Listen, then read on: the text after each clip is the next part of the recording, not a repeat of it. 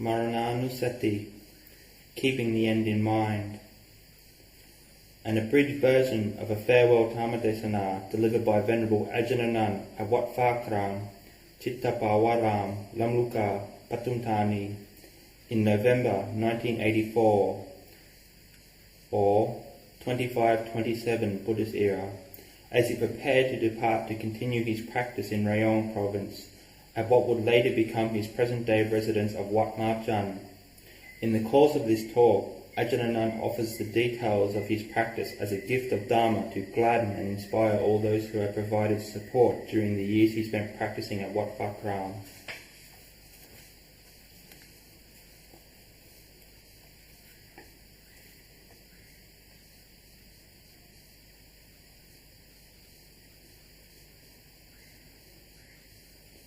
Today, with the permission of Venerable Ajahn Piyak and my friends in Dhamma, the time has come for me to speak about Dhamma practice, in the course of which there will be much food for thought to bring into your own practice of meditation. Therefore, let us all be fully determined to firmly compose the mind, to make it calm and peaceful by trying to focus upon the in and out breathing.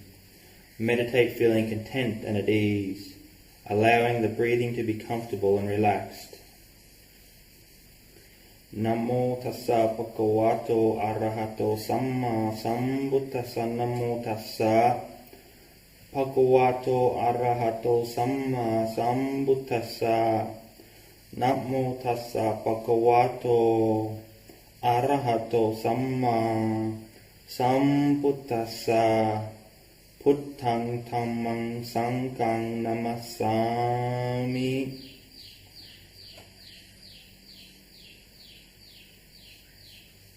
Having this opportunity to meet here today is because of our interest in Dhamma and our attempt to practice meditation in accordance with the advice and instructions of the Lord Buddha. Today then is a good opportunity for me to speak the truth about my own practice. Today seems the right occasion to speak because for all of us to be sitting here, having lived this far, is indeed a rarity. Perhaps next year, or in the years ahead, we will not have the chance to meet together or see each other again. This or that person may have left us, some to other places, some because old age prevents them from coming, and some because of death. Therefore, the Buddha taught us that our lives are uncertain. Death is for sure. It is certain that we must die. Our lives will end in death. When we foresee the danger in life's uncertainty, we become one who is heedful. The Buddha stated that the one who is heedful never dies. Appamado amatapatam, pamado machanopatam. Heedfulness is the path to the deathless. The one who is heedless is dead already. Such people, although still alive and sitting, standing or walking, are said to have already died because they are dead to virtue and to goodness, to merit and to that which is wholesome. However, all of us sitting here can be described as heedful, trying to be interested and attentive in the practice of Dhamma that will brighten, cleanse and purify our hearts in accordance with our efforts. Death, therefore, can become a wellspring of Dhamma. The Buddha informed us that the mind of one who frequently contemplates death will become heedful of the truth, recollecting the impermanence, suffering and selflessness of this body. Just this subject of death, then, can become a basis for our meditation, a foundation for our practice that we cannot overlook. If we frequently practice Marananussati, contemplating death as a meditation theme, our minds will become heedful for life's uncertainty and the certainty of death. We have to die for sure. This life will end in death. Some people, after conception, die in the womb. Others pass away after a couple of months or a couple of years, or after reaching the age of 10 or 20. This we can observe for ourselves. Our human lifespan, therefore, is uncertain. Some die young and others die old.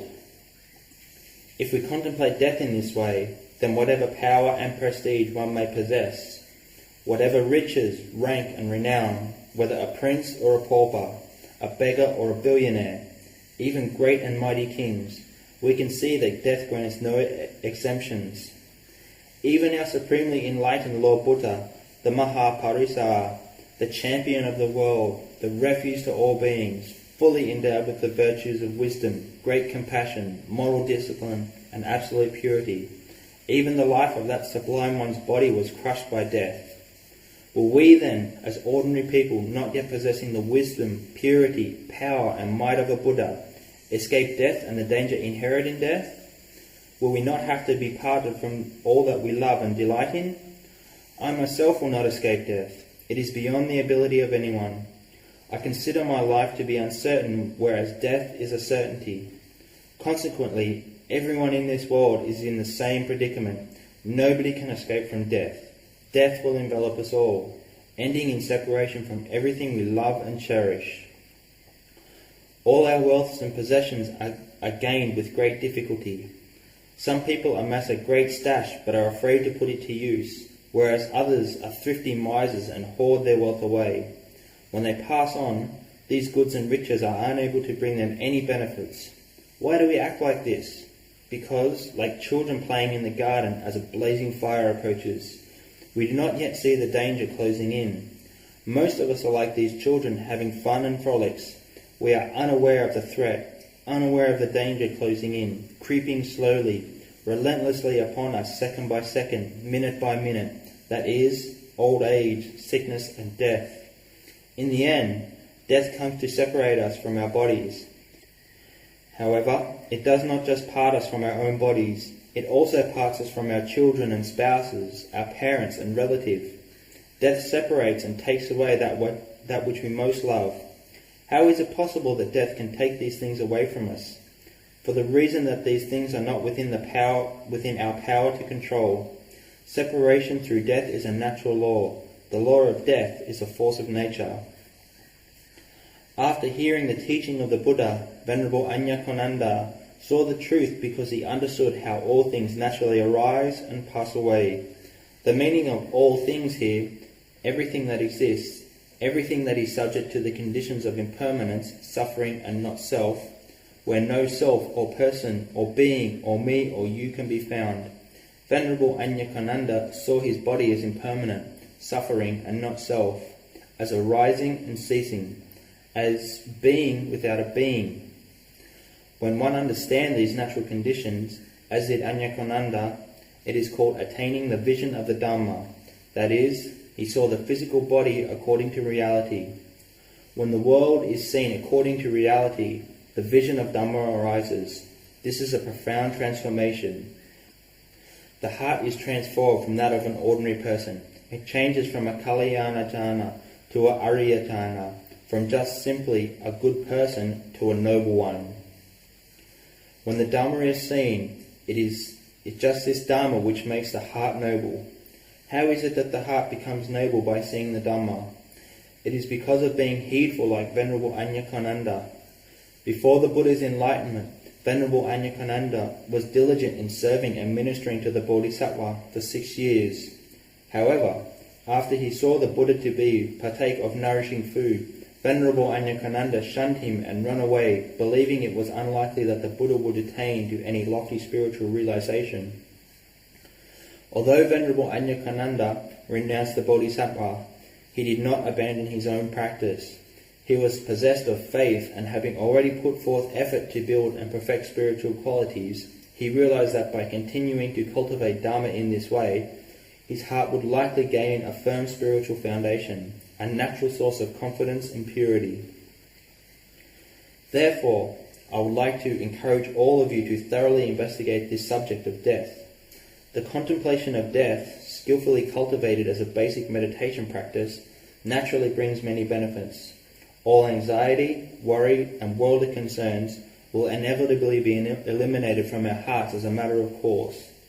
For this reason, then, we should all put forth effort in our meditation and try to make the investigation and contemplation of death firm in our minds.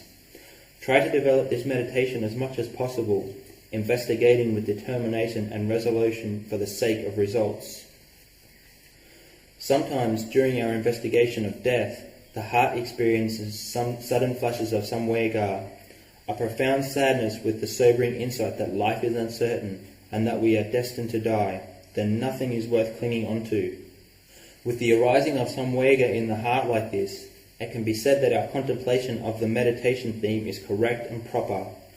If our mind experiences sudden movements of calm, which then turns into wayward thinking, this shows that the mind is concentrated to the level of Khanika Samadhi. If the calm in the mind goes deeper than this, which, when applied to the contemplation of our meditation theme, arouses feelings of samvega and spiritual rapture, the samvega arising only momentarily leaving behind an experience of deep bliss, peace and serenity, then this indicates that the mind is entering Pajara Samadhi. This is samadhi which is almost solid, sustained for long periods of time, and where body and mind are light and tranquil. If we use our minds to frequently contemplate in this way, then solid concentration will arise as a matter of course. This can be called cultivating wisdom to develop samadhi. That is to say, we contemplate using the mind to see impermanence, suffering and not self, to see that this body will have to die. To arouse the theme of death in the mind, we must use our memory of those things we have heard and remembered to guide our contemplation. As the mind converges, it gradually calms down, advancing in stages from Khanika Samadhi to Pajara Samadhi. As proficiency in samadhi increases, the contemplation of death becomes more skillful and effortless accordingly. In my own practice, I use Marananussati, the contemplation of death, as my first basic theme of meditation. I made an effort to recollect death at all times. For example, sometimes I would watch children playing football, observing their delight in the world and their experience of the pleasant, desirable moods. I would reflect, these bodies of ours cannot be taken for granted. Do these people who come looking for entertainment and distraction realize that death is creeping up upon them? I too am no exception. If I could die right now, or at any moment, then why do I allow myself to seek only delight and distraction in the world? When I opened a newspaper and saw the daily announcement that this or that person had died and that the funeral chanting would be conducted in such a monastery at such a time and place, then I would reflect that these people, although all of rank, fame and fortune, they still have to meet with death and disaster. Previously they were alive just as I am now, and in the end, like them, I naturally will have to die. Contemplating in this way, the mind became calm and samvega arose. This is called making an effort to develop the recollection of death as a basic meditation practice. In my practice, I continually put forth effort to develop the meditation on death. For the first 4 years, I was still developing the contemplation of death as my main theme of meditation. At the start of my 4th range retreat, I began to investigate the aspect of mindfulness practice known as kayakata, that is, contemplation of the body for the purpose of eliminating desire and attraction towards it. When I reviewed the body in my mind, then whichever part or aspect appeared as desirable, I would try to contemplate right there. I would pluck off the nose and ears, pop out the eyes and bash in the mouth. Whenever the eye made contact with external forms, whether my own body or those of others, I put forth effort contemplating in this way to cut off any desire. At the end of that year, following my 4th range retreat, I began the practice of Asubha Kammatthana, contemplating the body from the perspective of its unattractive or repulsive nature. When on alms round in the countryside, I tried to observe people's hands, contemplating the wrinkled skin of the elderly as they placed food offerings in my alms bowl. I would then try to remember this image by creating a mental picture in my mind. I made a continuous effort to practice Asubha Kammatthana, but my meditation was still not very good until the beginning of my 6th range retreat. At that time I began investigating the repulsive aspect of the body with earnestness. I only began seriously meditating on Asubha at this time for the reason that, since ordaining, I had harboured a deep-seated notion that I should not really apply myself to this practice until after 5 years as a monk had passed. This idea held up my practice of body contemplation. I don't know how this view became embedded in the mind like this, but it ended up going this way, and after my 5th range retreat and before the beginning of my 6th, I did start to sincerely investigate Subha following this impression. The contemplation of the skin was assigned to me as a meditation theme by my teacher with the confident assurance that this contemplation will bring the heart to liberation, quelling all greed, hatred and delusion. Initially, I was doubtful about body contemplation because the traditional meditation on the 32 parts seemed too lengthy and cumbersome to practice. I didn't know which meditation subject was most suited to my temperament or which of these kammatthana would dispel greed, hatred and delusion from my heart. This uncertainty remained until just before my 6th range retreat, when, while sitting in meditation, a nimitta arose that made up my mind for sure. This was seen as an asubha nimitta, where my skin was seen as disintegrating, flaking and peeling away. My perception of this mental image was dependent upon the spiritual power of my teacher. Through this assistance, I was able to perceive the asubha nimitta at that moment, because having entered Pajara Samadhi, the heart was receptive to visions and signs. With confidence in both the nimitta and asubha meditation on the skin established, I was unwavering in my effort to practice, firmly holding the meditation object in mind. I strove to investigate, making the mind concentrated. Sometimes I detached and peeled the skin away from the body, revealing the flesh beneath. This gave rise to some vega, feelings of profound sobriety, and the mind would become still.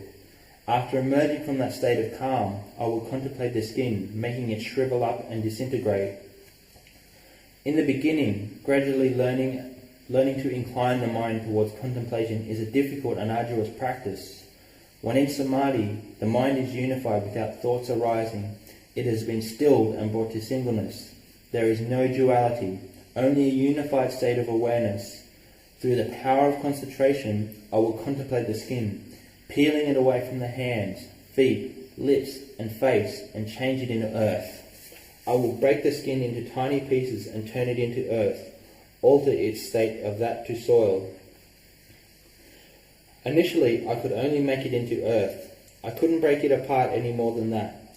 Later on, when the mind had made more progress and concentration was deeper, after turning the skin to earth, I could then make this earth crumble away and completely vanish to nothing.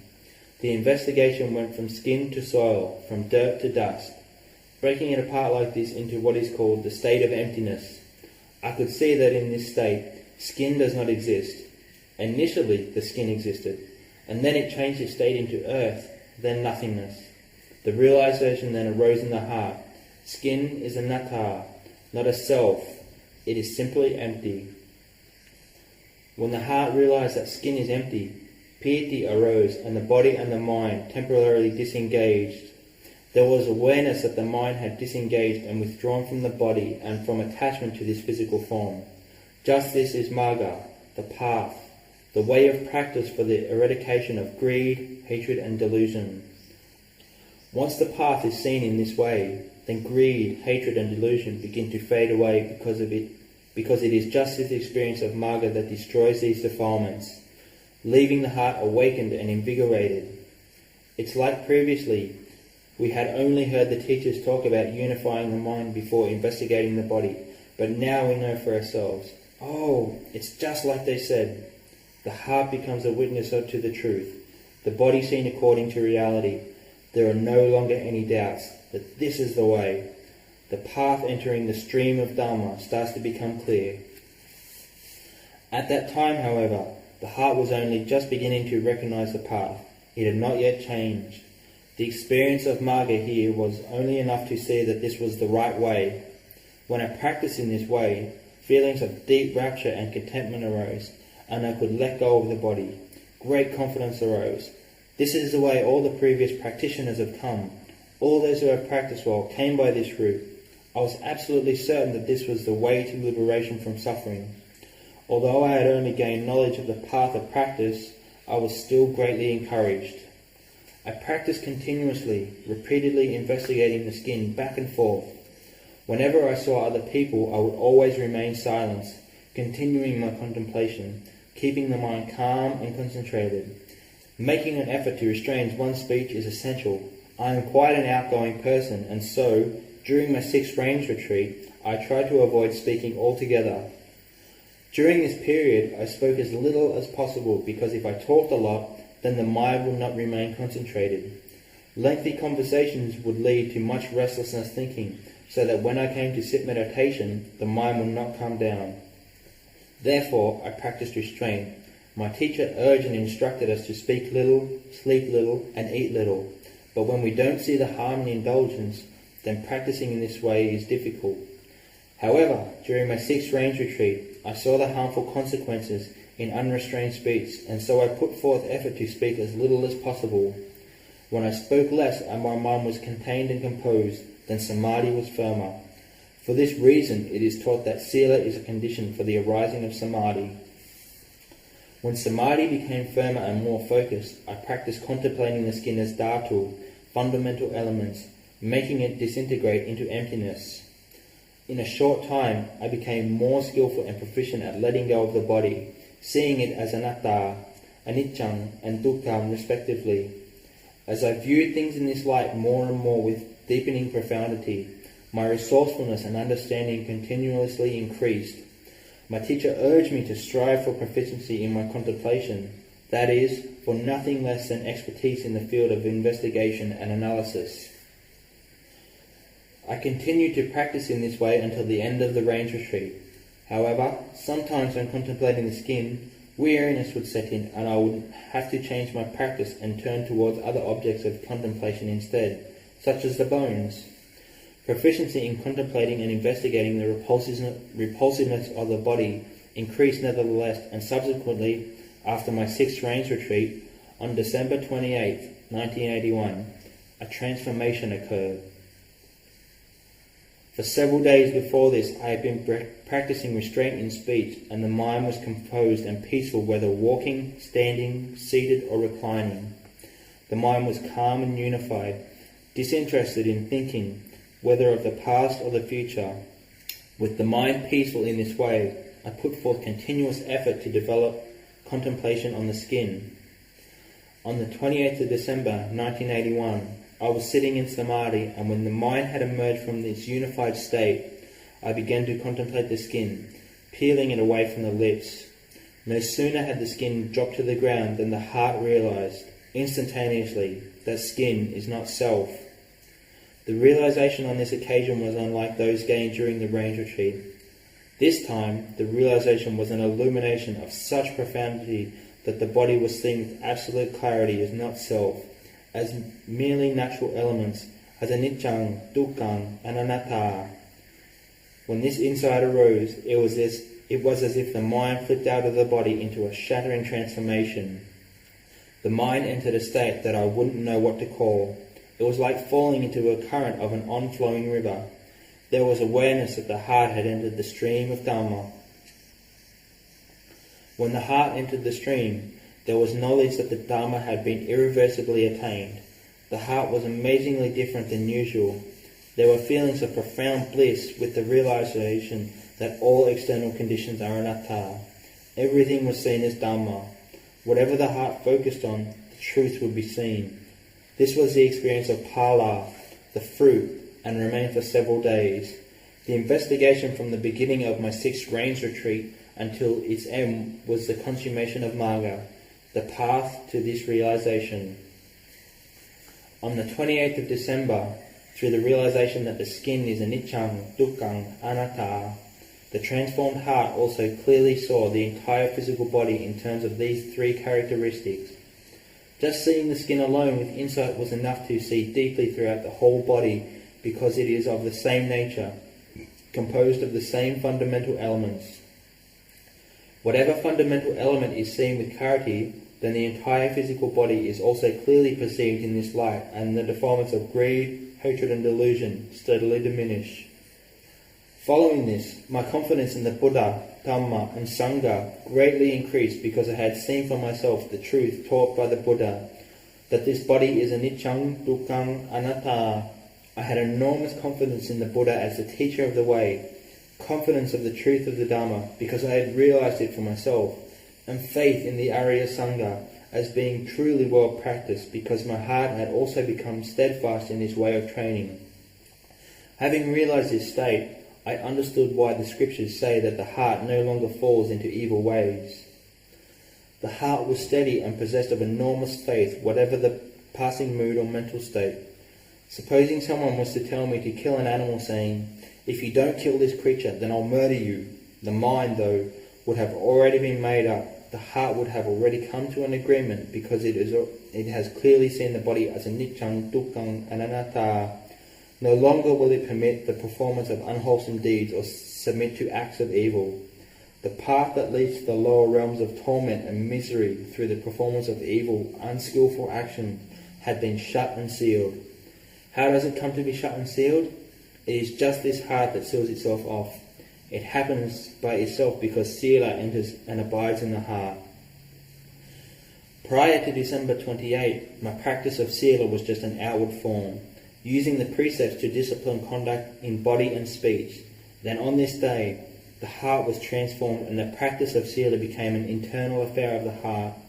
The heart became disciplined inside, able to discriminate between right and wrong without the need for external precepts.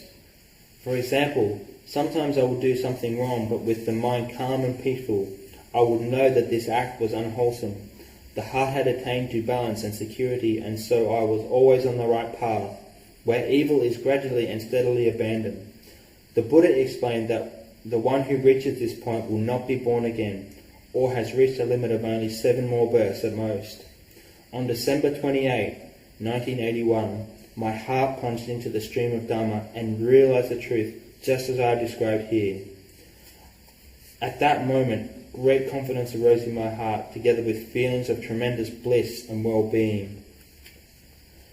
Following on from this, my meditation proceeded smoothly without obstacles and with a clear understanding of the path of practice. I continued to strive in the investigation of the physical body, contemplating the skin in terms of its elemental properties.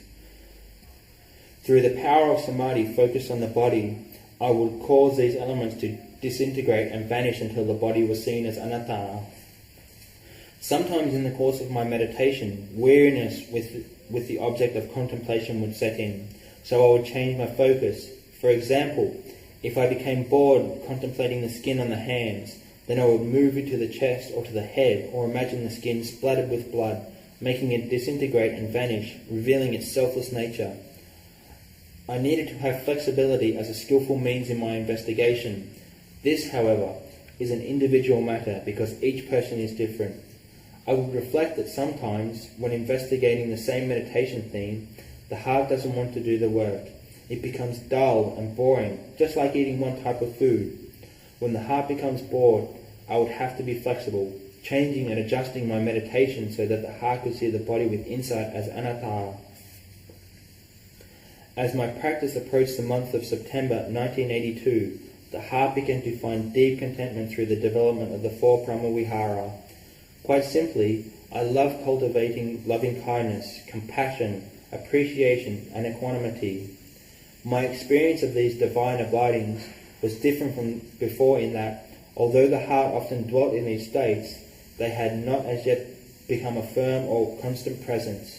As soon as I entered September of that year, however, the heart found deep satisfaction through the cultivation of these sublime emotions. Meanwhile, my investigation of the body continued with the contemplation of the blood. One point of practice that I had to make an effort to refine concerned being reserved and restrained in speech, in sleep, and in the senses.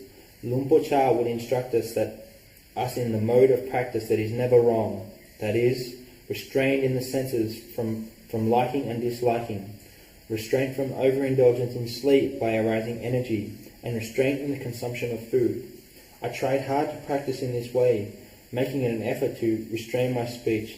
This is essential because outgoingness leads the heart away from peace and causes samadhi to degenerate, and without samadhi there is no insight. I continued to strive in the way described until the end of that year, 1982. At the beginning of the year, 1983, I became more skilled in the practice of Brahma-vihara. The investigation of the physical body, the kaya sankara, continued with the skin as the main theme of meditation. I strove to investigate just this single theme back and forth, shifting and alternating between the skin of the feet, head, chest, hands, lips and face. I would investigate the repulsive aspects of the female body, focusing deep inside on the intestines, kidney, liver and lungs. Whatever devices or techniques others may have employed in their meditation, those described here were the skillful means that I used in the course of my investigation into the physical body. I have put forth a consistent effort, not just fits and starts. I was convinced that there was nothing higher than unremitting effort, relinquishing all in the attempt to find the time and opportunity to strive resolutely in the practice.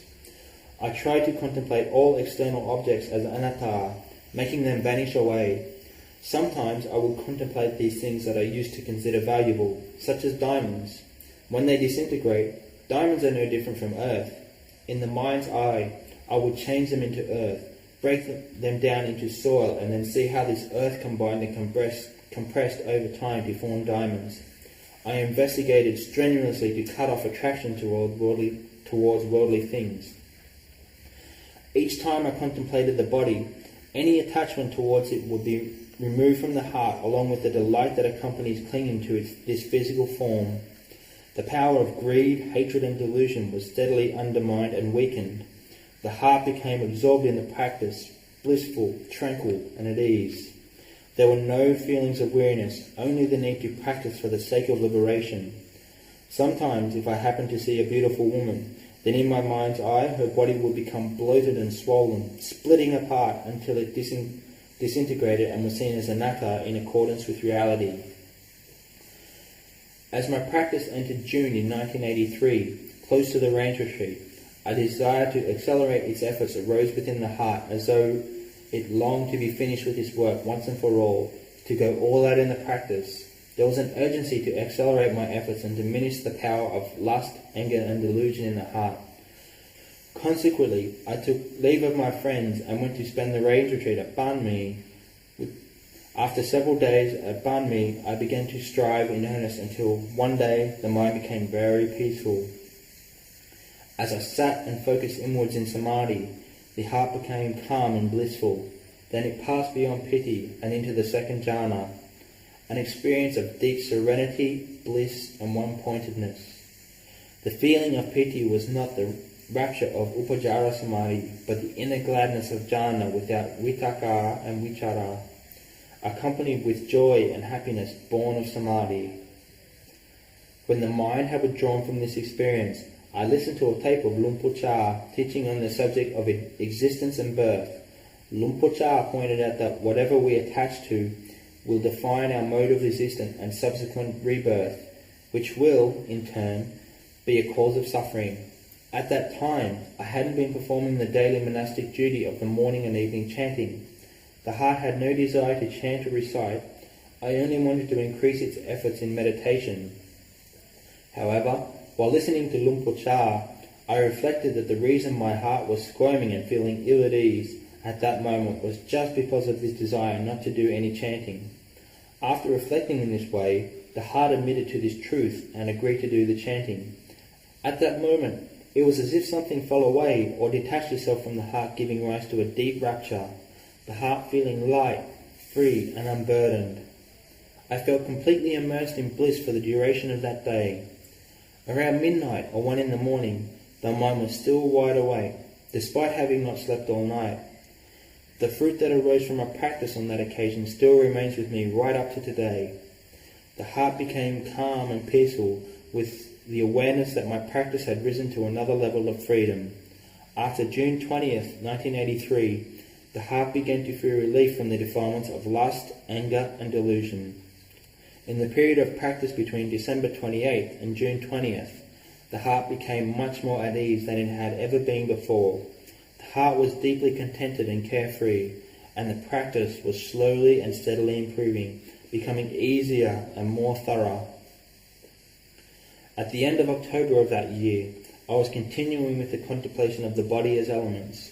On one occasion, instead of investigating the skin like before, the mind penetrated right through to the bones, seeing them disintegrate as anatta. Following on from this, I would repeatedly contemplate the body as an elemental experience of earth, air, fire and water. In a meticulous investigation of increasing refinement and profundity, the body was seen as elements disbanding and disintegrating, seen as anatta. After contemplation as dhatu, the body would separate out into its various elemental components: fine dust, a stream of water, eddies or bubbles of air, swirling tongues of fire. As the investigation deepened from the coarse to the refined, these elements would in turn disband and disintegrate until the body was seen as mere atoms vanishing away, completely ending in anatta. In order to investigate the body as elements, uproot attachment to them as self, and to realize anatta, samadhi must have reached the level of the third jhana, accessing the power of sukha. In the serenity of third jhana, piti has been abandoned, leaving only sukha and upekkha. When the mind emerges from the stillness of third jhana, then the investigation has the power to destroy the conditioned perception of the elements as self. If samadhi has not reached the level of third jhana, then the investigation will be unable to demolish and destroy the attachment to the elements as oneself. Because this defined conditioning is deeply ingrained, it requires an equally deep samadhi before this kilesa can be destroyed. Therefore, for the investigation to penetrate deep within, it must be paired with deep samadhi. I investigated the attachment to the elements back and forth until the beginning of January 1984. At this time, the investigation turned towards those mental images and perceptions that the mind would store away as memories. For example, when the eye saw physical forms, sanya, the memory, would make a mental note and store them away. These memories and perceptions are deeply ingrained in the mind. When I sat in meditation, they would arise and reveal themselves. In my investigation, I now had to strive to purify the heart from attraction and aversion based on these memories and perceptions. When distorted and deluded perceptions of beauty arose, the mind had to counter and undermine them by creating perceptions of the ugly and unattractive. At that time, I thought that the kilesas arose from the physical senses of the body, the eye, the ear, and so forth. These various sense bases are the focal point where arisen sense impressions are received. I believe that by getting rid of attachment to these senses, then whenever experiencing sights, sounds, smells, and flavours, there would no longer be any feelings of attraction or aversion towards these sense objects. When I sat in meditation, mental images would arise. Pictures of those things that the heart was attached to would manifest within the mind. Some had an appealing and attractive quality to them, others were exciting and seductive, sometimes drawing the heart into strongly binding infatuations. Craving and defilement were cunningly disguised as mental images embedded within the heart. They would manifest and entice in all manner of ways. After regarding these mental images, the heart would conceive them as appealing and become attached. When the mind had sufficient strength, the investigation would turn towards the body. Whatever part of the body would appear in these mental images, I would contemplate right there. For example, if an image of the face arose, then I would contemplate the face. I would contemplate the senses of the face, such as the faculty of sight, as anatta. Investigating the body within the body, a mental representation of attachment between the senses and their objects arose within the mind, perceived as a network of white nerve-like filaments. This sensory web, in which each filament was different, then disintegrated as anatta. Whenever I perceived an attractive object to which I was attracted, then this sensory web would manifest within the mind, and I would contemplate all these attachments as anatta. That is to say, whenever these mental images arose within the mind, I would contemplate that aspect of my body or the female body that I was attached to in these visions, causing it to disintegrate and become empty of self. I repeatedly investigated this subject until the end of February. Sometimes I would see the body as anatta, shattering apart. Within the mind there were mental images of both the beautiful and the repulsive. The repulsive mental images were those that I created to oppose those other images within the mind that I perceived as beautiful. Initially, I had fully developed a perception of the repulsive to counter and correct the memories and perceptions of beauty in the mind. I contemplated all these memories and perceptions as completely anatta. I was no longer fixated upon these memories and perceptions, whether of the beautiful or the repulsive, because, although they are real and exist within the mind, their reality is impermanent, stressful, and without a self. As I contemplated both these conditions, the beautiful and the repulsive, as anatta, I knew that I had brought my practice of Asubha Kamatan to completion. I was no longer swayed by the perceptions of beauty created within the mind, because the heart could now balance them with perceptions of the repulsive, in an even match. Consequently, the heart became bold and confident. Although subtle attraction still arose with sensory contact, it was not necessary to analyze external forms because of this attraction was too refined to contemplate in this way. When the eye contacted forms, for example, subtle desire would arise, and so the mind would note down that sense object and store it away as a memory. When I sat in meditation, these memories would arise and the mind would create perceptions of the repulsive to counterbalance them. Therefore, during this period on February 1984, it no longer became necessary to investigate externally. There was no need to contemplate objects outside of myself. I only needed to put forth effort to maintain mindfulness and samadhi. When I was peaceful, the heart would destroy these mistaken perceptions of beauty all by itself. Consequently, the heart became more free and at ease than before. On the 20th of February, I was sitting in meditation when a nimitta arose. On that day, the mind was most extraordinary, having been calm for many days previous. As I was meditating, a mental image of a person arose. However, when the mind focused upon it, this nimitta began to rotate. The mind then focused back upon my own body, using this rotating image to uproot the perception of self. With my eyes closed, I saw a mental image of my body spinning like a top or a tornado. As it whirled around, I saw the four elements spinning together, merging into unity, until finally shattering and scattering into fragments. The mind saw the body as anatta. It realized that this physical form is not a self. On February the 20th, the practice of Asubha Kammatthana and the investigation of the elements were brought to completion. On that day, the practice brought visible results, a realization that came through the investigation of Asubha Kammatthana and contemplation of the elements. Following on from this, the heart began to change once more, but this change was not yet complete. The path, though, was steadily ascending higher and higher. While meditating one day in April, the mind entered samadhi and became completely empty. Both the breathing and hearing ceased. The mind was very refined, entering into complete emptiness. This had never at all happened before. After the mind had emerged from this state, the body was seen as completely empty. The mind automatically separated from the body, which then disintegrated all by itself in a way that was considerably more refined than ever before. Everything was seen as completely empty. Trees, mountains, monasteries, meeting halls, all of them empty. Even when these things were not, conventionally speaking, empty, the heart, through the power of samadhi, clearly knew that they were of the nature to be empty. With samadhi completely firm, the knowing manifested as wisdom. Together, samadhi and wisdom bring results in this way. With this experience of emptiness, there was a deeper understanding of the Dhamma and the nature of this physical body. Greed, hatred and delusion were eradicated on a much more refined level than before. The heart had entered the state that the Kuba Ajahns call Appana Samadhi. This is a basis for wisdom and vipassana to arise. When the heart had reached this stage, I knew that this was what the great teachers referred to as Appana Samadhi. Entering into this state, the breathing had ceased. The heart was fully absorbed. The mind was empty of self.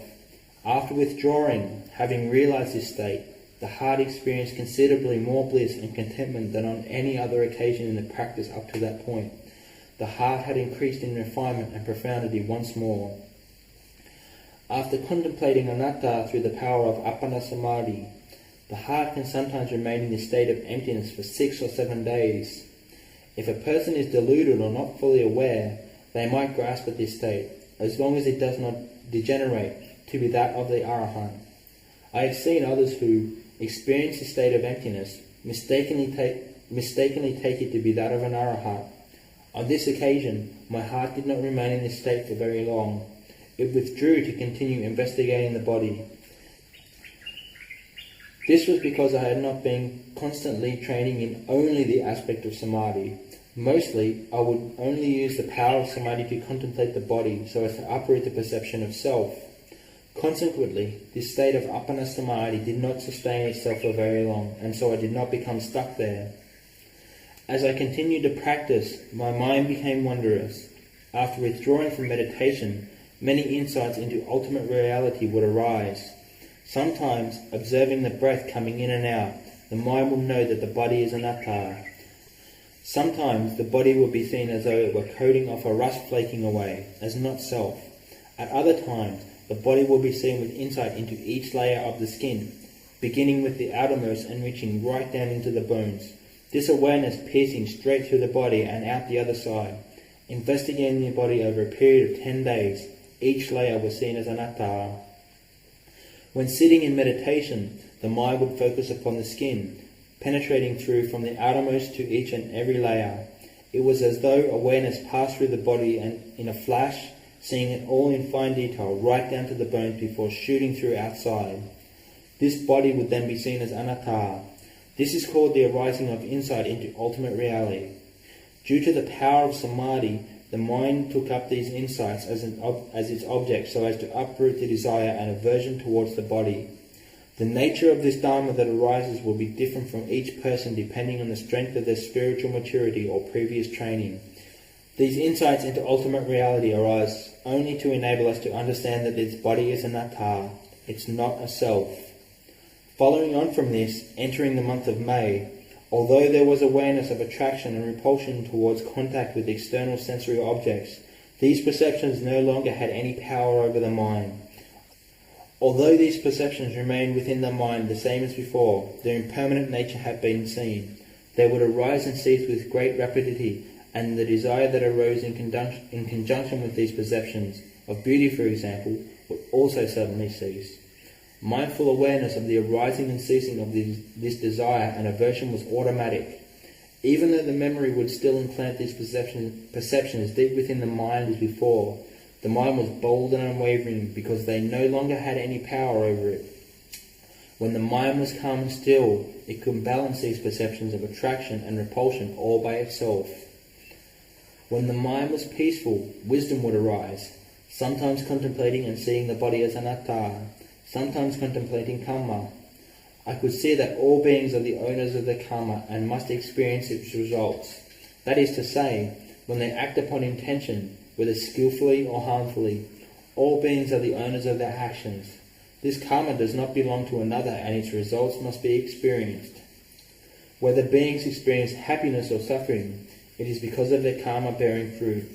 Seeing into this matter, it provided instructive material enabling the heart to let go of attachment, to abandon its fixation on the body. Just this much. I continued practicing in this way until June, gaining insights into ultimate reality and training the heart to see anatta. On the day before Lumpur Cha's birthday, many monks and novices had gathered at Wat Nong Pa Pong to pay their respects to the teacher. On that evening, as they pushed Lumpur outside in his wheelchair, my mind converged and so I closed my eyes. As soon as the eyes opened again, I saw Lumpur and all those sitting around him with the insight in terms of the three characteristics. I saw that the monks and novices, right down to myself, were all of the same nature. The mind then saw the body disintegrate as anatta. The contemplation of the body and the realization of anatta on that day, June 16th, was another factor that enabled the heart to increase in profundity and refinement. However, the heart's affair with the body was not yet over once and for all. There was still attachment to the body, but this attachment was very subtle. The fact that these insights into ultimate reality had manifested at all was because my heart had been gradually removing the attachments to the body.